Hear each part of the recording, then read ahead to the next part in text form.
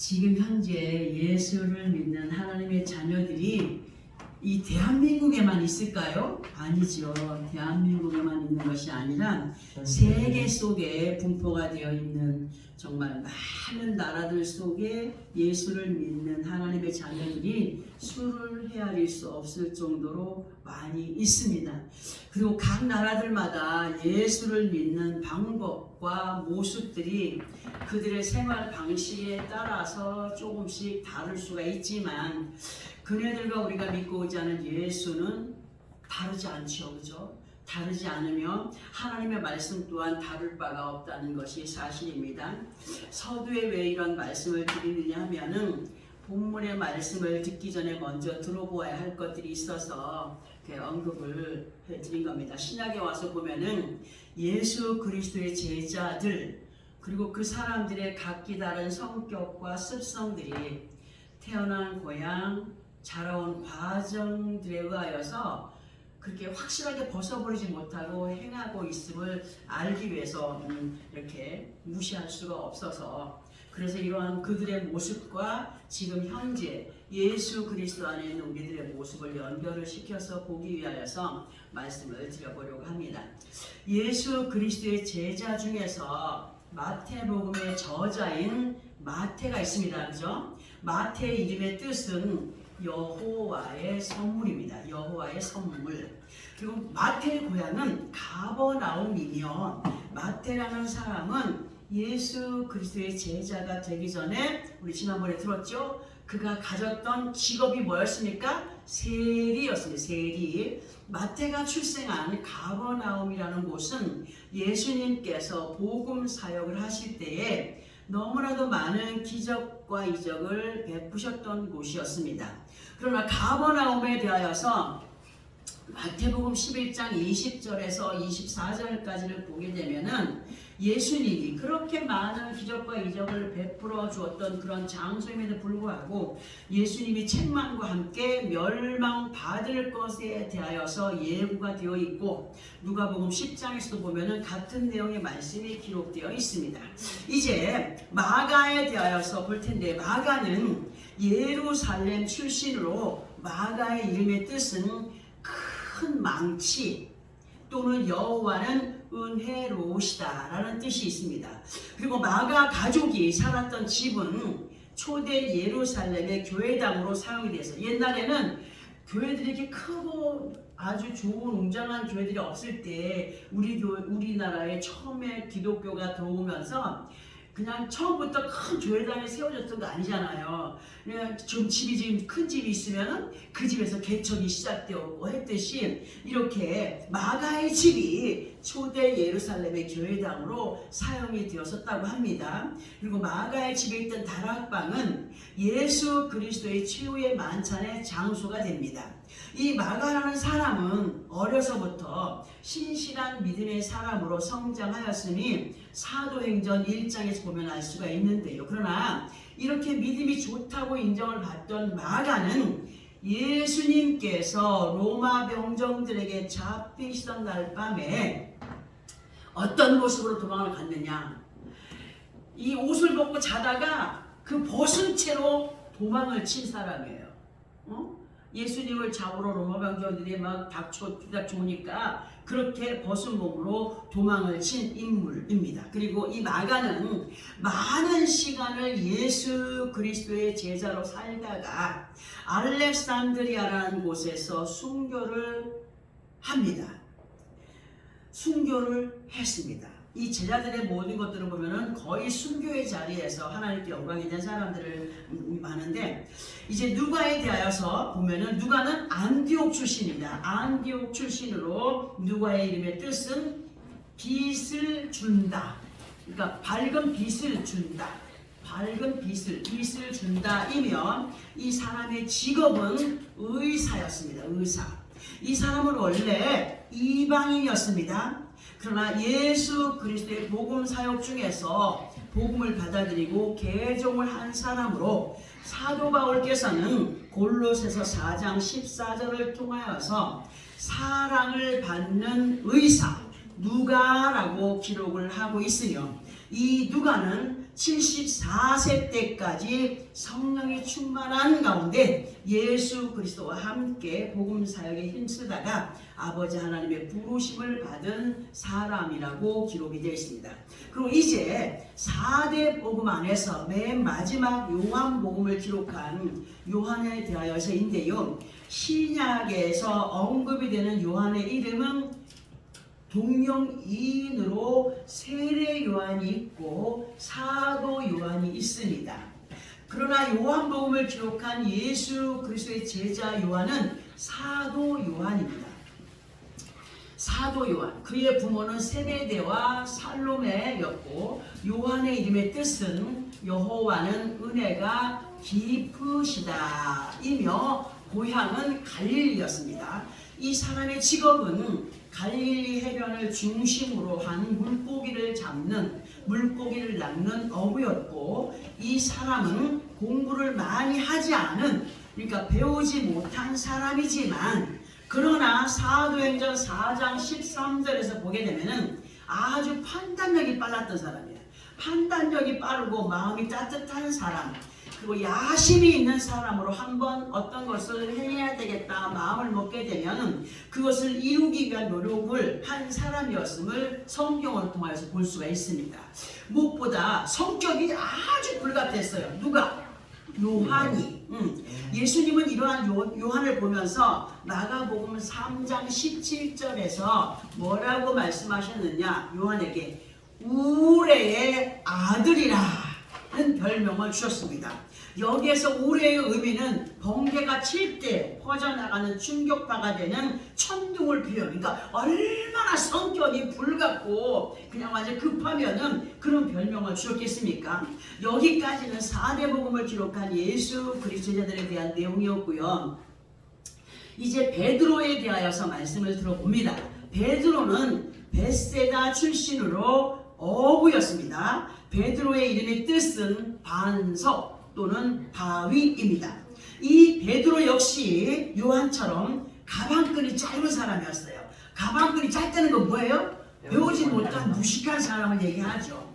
근데 또 성격이 또 얼마나 불같았는지 성격이 불같아서 주님께 책망도 많이 받았습니다. 성령의 충만함을 입고 변화가 되어서는 정말 자기 몸을 아끼지 않고 일하다가 끝내는 예수님의 예언대로 십자가를 거꾸로 지고 순교한 사람입니다. 베드로의 순교에 대한 예언은 요한복음 21장 18절에 기록이 되어 있고, 기독교를 탄압하였던 네로 황제 때에 체포가 되어서 순교를 하게 되었습니다. 이제 연결해서 야고보에 대하여서 들어보겠는데요. 야고보는 히브리어로 야콥입니다. 야콥이 되는데 그 뜻은 뭐냐? 발꿈치를 잡다입니다. 야고보는 예수님과 사촌 형제 관계이며 베드로와 함께 어부의 일을 했던 사람입니다. 이 사람의 성격 또한 불같아서 예수님께서 복음을 전하실 때에 반대하거나 핍박을 하는 사람이 있으면 주여 지금 당장 불을 내려서 저들을 완전히 멸망해 버리시옵소서 했던 사람이에요. 근데 예수님께서 요한과 함께 야고보에게도 우리의 아들이라는 별명을 주셨습니다. 야고보, 그러니까 이렇게 보면은 일맥상통하는 게 뭐냐? 어부들의 성격이 이렇게 불같았다는 것을 볼 수 있지 않습니까? 야고보도 마찬가지로 마가처럼 예수님께서 잡히시던 날 밤에 아주 꽁지가 빠져라 도망했던 사람이었지만, 그러나 부활하신 예수를 다시 만난 후에 성령의 충만함을 입은 사람으로 초대교회의 기둥 같은 역할을 하다가 헤롯 아그리파 1세에 의하여서 살해가 되므로 12 사도들 중에서 최초의 순교자가 되었음이 사도행전 12장 2절에 기록이 되어 있습니다. 이제 안드레에 대하여서인데, 안드레의 이름의 뜻은 남자답다이며 갈릴리 호수의 베세다 출신으로 시몬 베드로와 형제간으로 어부일을 했습니다. 처음에는 세례 요한의 제자였으나 예수 그리스도께서 인류의 구원자로 오신 메시아이심을 깨닫고 예수 그리스도의 첫 제자가 되었으며, 이 안드레를 통하여서 자신의 형제였던 베드로가 전도가 되었으니 요한복음 1장 29절부터 보면 기록이 되어 있습니다. 이 안드레는 아가야라는 곳에서 옆으로 누운 십자가에 달려서 처형이 되었다고 합니다. 그리고 이제 빌립에 대하여서인데요. 빌립에 대하여서 보면은 빌립의 이름의 뜻은 짐승, 곧 말을 사랑하는 자입니다. 이 사람도 역시 갈릴리 호수 근방의 베세다 출신이며 안드레와 함께 세례 요한의 제자로 있다가 예수 그리스도의 제자가 된 사람입니다. 나다나엘이라는 사람을 전도했습니다. 예수님이 나다나엘이라는 사람을 칭찬했었죠. 이 사람을 전도한 사람이 빌립입니다. 아주 이성적이고 계산이 빠른 사람, 그러나 반면에 아주 소심하고 소극적인 성품을 가졌던 빌립이었습니다. 이 사람은 예수 그리스도의 부활을 친히 눈으로 목격한 사람으로 오순절 마가다락방에서 성령을 받았고 말년에 소아시아 부르기아라는 곳에서 사역을 하다가 히에라볼리라고 하는 그런 어떤 지역, 그런 곳에서 순교를 했다고 전해지고 있습니다. 이제 우리가 알고 있는 의심 많은 도마에 대하여서 알아보려고 합니다. 도마의 뜻은, 이름의 뜻은 쌍둥이란 뜻입니다. 쌍둥이. 헬라식의 이름으로는 디드모로 요한복음 11장 20절 11장 그리고 21장에 그렇게 헬라식의 이름 디드모라는 것이 언급이 되어 있습니다. 이 사람은 예수님과 더불어서 고난받는 것을 두려워하지 않을 정도로 아주 복음에 대한 열정이 대단했던 사람이었음을 요한복음 11장에서 보면 알 수가 있고요.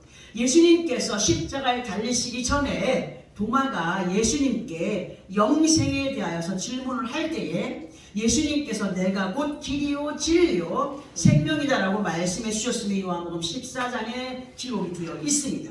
하지만 이 도마는 예수께서 돌아가신 후 사흘 만에 부활을 하셨을 때에 주님의 부활을 믿었다고요? 믿지 못했어요. 의심 많은 도마라고 하지 않았습니까? 주님의 부활을 믿지 못할 정도로 의심을 했었고 믿음 없는 모습을 보였으니 요한복음 20장 24절 이하에서 보면 기록이 되어 있습니다. 예수님께서 도마의 의심을 확인시켜주기 위하여서 그 손을 잡아서 예수님의 상처가 있는 옆구리에 못자로, 창자로 만져보게 하셨고 눈으로 확인까지 시켜주었던 사람입니다. 모든 것을 확인한 후에 바른 신앙의 고백을 할 수 있었으니 요한복음 20장 28절에 기록이 되어 있으며 예수 그리스도의 부활 후에 승천 모습까지도 직접 목격하였던 사람이었습니다. 그리고 예수 그리스도 승천 후에 마가다락방에서 강한 성령의 역사를 맛본 사람으로 이란과 인도에까지 가서 복음 사역에 힘썼던 예수 그리스도의 제자였습니다. 그리고 이제 그 이름도 유명한 가룟 사람 유다에 대해서 말씀을 드릴 텐데요. 원래 유다의 이름의 뜻은 찬양하다, 던지다의 의미를 갖고 있습니다. 그런데 예수님의 제자 중에 유다라는 이름을 가진 사람이 2명으로 한 사람은 유다서를 기록한 야고보의 형제 유다로, 이 유다는 예수 그리스도와 친형제지간이었습니다. 지금 소개해 드리려고 하는 유다는 예수 그리스도의 형제와 구분하기 위해서 가룟 사람 유다, 그러니까 유다긴 유다인데 그 가룟이 고향인 사람, 가룟 사람 유다라고 이름 앞에 고향을 붙여서 부르게 됐습니다. 이 사람은 예수 그리스도를 따르는 공동체 안에서 물질을 담당하는 사람이었습니다. 회계를 보는 사람이었습니다. 물질을 담당하는 사람이었습니다. 그러니까 다른 제자들과 마찬가지로 사도로서 권능을 입고 복음 사역에 참여했던 사람이었으나 요한복음 6장 70절에서 보게 되면은 예수님이 하신 말씀이 너희 중에 한 사람은 마귀라고 했습니다. 누구를 가르친 말이에요? 가룟 사람 유다에게 하는 말이었습니다. 예수님이 그 마귀는 바로 가룟 사람 유다라는 것을 가리키는 그런 말을 하셨습니다. 그 사람은 물질에 대한 집착과 집념 그리고 과한 욕심 때문에 끝내는 길이요 진리요 생명이 되시는 예수 그리스도를 딸랑 은 몇십에 30에 적들의 손에 예수님을 팔아넘긴 자가 되고, 그리고 후회는 하였으나 진실로 회개하지 않고 자기 스스로 생명을 마감한 사람이었습니다. 이런 사람을 보고 예수님은 차라리 나지 아니하였으면 좋았으련만 하는 말을 남기지 않으셨습니까?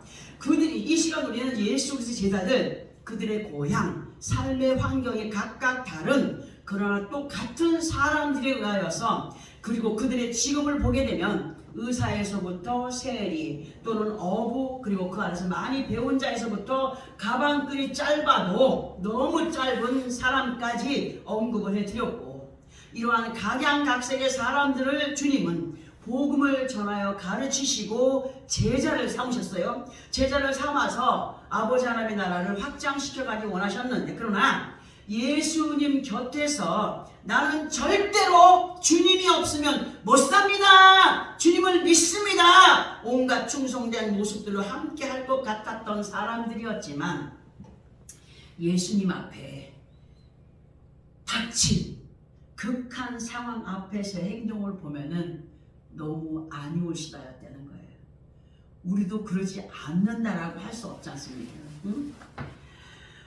그런 모든 것들, 그런 행동들, 그런 모습들을 말씀으로 우리는 보게 되는데, 무엇보다도 지식과 상식에 거하였던 사람들을 보면은 많은 실망감을 주었지만, 그러나 많이 배웠거나 또는 못 배워서 무식해도 성령의 충만함을 제대로 받았던 사람은 자신의 생명까지 아끼지 않고 오직 주님의 명령을 따라서 순종의 삶을 살다가 하나님 앞에 도달한 모습들을 말씀을 통해 볼 수가 있습니다. 우리는 이러한 말씀들에 대하여서 듣게 될 때 그랬구나 하고 넘겨버릴 것이 아니라, 우리 각자들을 각자 있던 자리에서 불러주시고 내가 곧 길이다, 진리다, 생명이다 말씀으로 가르쳐 알게 하시면서 순종의 삶을 살아가기를 우리 주님이 누구에게 부탁하십니까? 우리들에게 부탁을 하고 계십니다. 그러나 그렇게 우리에게 부탁하시며 그렇게 살아가기를 바라시는 주님 앞에 자신들의 습성과 환경의 털을 벗어나지 못한 채 예수 그리스도의 본능은 입고 살아가는 것 같지만 여전히 인본주의에 갇힌 모습들로 우리가 저 자신부터 말할 것 없이 그렇게 살아가고 있음을 부인할 수가 없지 않습니까? 진실 우리는 앞서 말씀드린 것들 중에서 변화를 입지 못한 제자들의 행실과 성령의 충만함을 입고 변화를 받았던 예수 그리스도의 제자들의 믿음의 모습과 삶이 달랐던 것처럼 우리들의 모습이 예수 그리스도 안에서 우유부단하지 않는 사람들이 되기 위하여서는 우리의 영혼이 잘됨같이 모든 범사가 강건하여지기를 바라여서는 반드시 뭘 받아야 된다? 성령의 충만함을 받아야 된다. 성령의 충만함을 이뤄야 된다. 그리하여서 이 시간 우리들에게 허락하신 말씀을 이해하고 행하여가는 우리가 되기를 바라면서 이 시간도 허락된 본문의 말씀을 다시 한 번 더 합독을 하고 그에 대한 설명을 들어보겠습니다. 누가복음 14장 25절에서 27절까지입니다.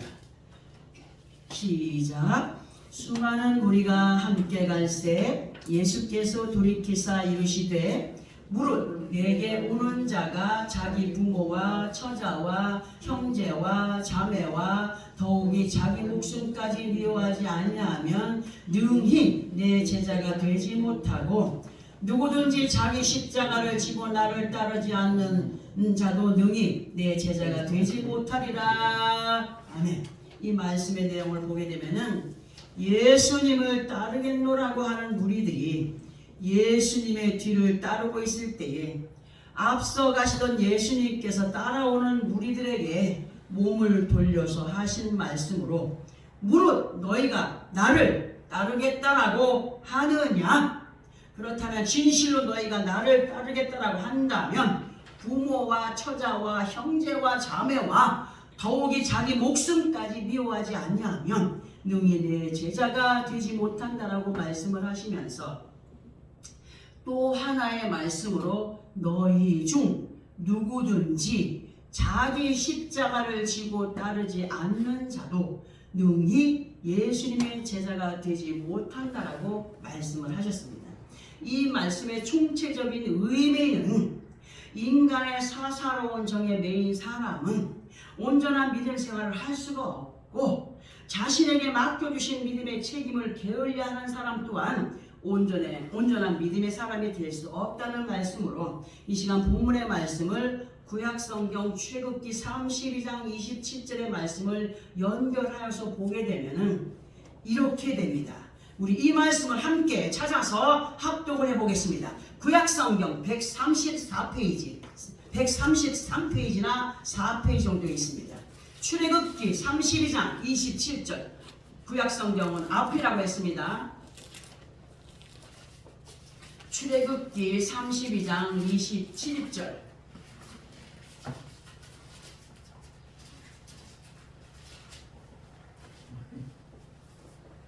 함께 합동합니다. 시작. 모세가 그들에게 이르되 이스라엘의 하나님 여호와께서 이렇게 말씀하시기를 너희는 각각 허리에 칼을 차고 진 이문에서 저 문까지 왕래하며 각 사람이 그 형제를, 각 사람이 자기 친구를, 각 사람이 자기 이웃을 죽이라 하셨느니라. 아멘. 왜 함께 합독을 해야 되느냐? 넘어갈 수 있어요. 내 눈으로 확인을 하기 위해서 합독을 하라고 말씀을 드리는 겁니다. 지금 우리가 합독한 이 말씀을 본문과 연결해서 보겠노라고 앞에서 말씀을 드렸습니다. 이 말씀의 내용은 모세께서 하나님 앞에 범죄한 백성들 앞에 하나님께서 명령하신 말씀을 선포해 주는 말씀입니다. 모세께서 백성들 앞에 하나님께서 전하여 준 말씀의 내용을 이렇게 선포하는데 각각 허리에 뭐를 차고요? 칼을 차고 진 이문에서 저 문까지 왕래하며 각 사람이 형제를 그리고 친구를 그리고 이웃을 죽이라고 했습니다. 어머 이게 무슨 소리야? 예수 믿는 사람은 사랑으로 하나가 되어야 되는데 왜 죽이라고 하지? 응? 우리는 이러한 말씀의 내용을 많이 들어왔기 때문에 이미 알고 있는 분들도 계십니다. 이렇게 들어보려고 합니다. 각 사람이 허리에 칼을 찬다는 것의 의미는 생명의 말씀을 마음 중심 곧 마음판에 새긴 자들로 말씀을 따라 순종의 삶을 살아가기 위하여서는 인간 관계 안에서 잡다한 정으로 연결된 것에 끌려다니지 않아야 하기 때문에 인간의 사사로운 것들을 끊어내야 된다는 말씀의 내용으로 보려고 합니다. 이러한 내용이 본문의 말씀과 연결이 되면서 예수님께서도 친히 예수님을 따르는 자들에게 너희가 진정 나를 따르기 원하느냐? 믿음을 지켜가기 원하느냐? 그렇다면 너희는 진정 육신의 사사로운 정에 매이지 말아야 하면 그리할 때 각자들에게 맡겨지신 십자가 곧 모든 범사 안에서 믿음의 책임을 다하는 자들이 될 때에 예수님의 제자가 될 수 있다고 하셨습니다. 그러면 왜 인간의 사사로운 정에 치우치지 말아야 하는가에 대한 이유를 우리가 알아야 되지 않겠습니까? 예를 들어서 예수 그리스도 이름으로 어떤 결단을 내려야 할 때에 곁에 믿음이 없는 부모나 자식이나 일가 친척이나 지인들에 의하여서 믿음의 결단을 달리하고 곁길을 갈 수 있도록 아유 이번만 그냥 넘어가 하는 식의 사람들이 있습니다. 성령은 지금 당장이라고 말씀하시는데 옆에 사람들은 자기들의 생각대로 이번만 그냥 빠지면 안 되냐, 이번만 어떻게 지나가면 안 되냐 해서 하나님의 말씀에 불순종하도록 만들어버리기 때문에 인간의 사사로운 정들을 끊어내야 하나님께 순종할 수 있다고 하시는 말씀입니다. 곁에 있는 사람들이 믿음 안에 있던 없던 그들이 어떠한 믿음의 방해가 되든지 우리 각자들은 하나님께서 예수 그리스도의 이름으로 맡겨주신 믿음의 분량을 감당해 가는 우리가 되기를 바라셔서 오늘도 우리를 말씀으로 깨닫게 하십니다. 주님께서 이 시간 본문을 통하여서 진정한 제자 곧 온전한 믿음의 도를 따르는 자들로 믿음의 헌신함을 보여가지 못하도록 방해하는 것들 그리고 무엇보다도 자신들 각자의 마음에서 싸움을 일으키는 두 마음 부정의 것들을 몰아내므로 잘라내므로 출애굽기 32장 29절 말씀처럼 오늘 너희가 헌신하게 되었다고 하거든요. 헌신이 뭡니까? 온몸과 마음을 다 던져서 충성하는 것이 헌신 아니겠습니까? 응? 그가 오늘 너에게 복을 내리시리라. 어떻게 할 때? 헌신할 때에 잘라내고 나니까 헌신을 하게 되고 헌신을 하게 되니까 하나님이 그 헌신하는 자에게 복을 주시는 말씀 아니십니까? 진실로 완전한 하나님의 복은요, 우리 각자들의 진정한 마음에서 우러나는 헌신의 삶이 될 때에, 헌신의 삶이 될 때에 온전한 예수 그리스도의 제자들이라, 예수 그리스도의 신부들이라, 하나님의 지혜를 받은 지혜로운 자들이라, 순종의 삶을 살아가는 믿음의 군사들이라 인정하시는 가운데 매매 되게 바라보시고 살펴보시고 하시는 하나님, 매매 되게 하시는 하나님께서 우리 각자들의 행한 행위를 따라 가부의 결과를 우바르심, 잘한 자에게는 상급을, 못한 자에게는 그 결과에 대한 것을 나누어 주시는 우바르심 하시는 하나님이심을 우리는 수없이 들어왔습니다. 진정한 예수 그리스도의 제자된 삶이 이러한 것임을 우리에게 깨닫게 하십니다. 어떤 사람은 자기 고향에서는 이런 믿음을 갖고 나왔는데 나는 저쪽 교회에서 이러한 믿음으로 가기를 원하시겠는데, 아니죠. 우리는 성경이 이끄시는 삶을 살아가야 돼요. 믿음 안에서 고향이 무슨, 직업이 무슨, 자기 지내온 모든 것의 습관이 무슨 소용이 있겠습니까? 하나님은 우리에게 온전하게 너희가 어떤 환경 가운데 있었든지 그 모든 것들을 다 끊어내고 새롭게 출발하는 마음으로 말씀의 인도를 받는 믿음의 사람들이 되고, 그렇게 하나님의 영광된 자기 몫의 태인 십자가를 지고 갈 때에 순교하는 자는 순교해, 희생하는 자는 희생해, 봉사하는 자는 봉사해, 충성하는 자는 충성해. 각자 맡겨준 달란트를 따라서 하나님께서 그렇게 행하여 가기를 원하셔서 오늘도 우리에게 이 말씀 주셨습니다. 그렇다고 해서 우리를 죽이신다고 했습니까? 아닙니다. 우리가 어떤 삶 가운데 있든지 우리를 생명으로 이끌어 가시길 약속하신 하나님, 우리가 하나님 앞에 정말 인간의 사사로운 정들을 내치고 끊어내고 잘라내서 하나님 앞에 헌신할 때에 하나님이 그 헌신을 보시고 그가 그때에 그를 축복하신다고 하신 말씀, 진정한 예수 드시는 삶이 이러한 것임을 깨닫는 가운데 영혼이 잘됨같이 모든 범사가 복의 통로가 되는 축복을 누려가는 우리의 모든 삶이 되어지기를 예수님께서 부탁하실 때에 마음에 새기고 정말 인같이 마음에 새긴 그 말씀들을 통하여서 이끌림을 받는 능력의 삶이, 승리의 삶이, 하나님께 영광이 되는 삶이 되어지기를 예수 그리스도 이름으로 축원합니다. 아멘. 기도하겠습니다.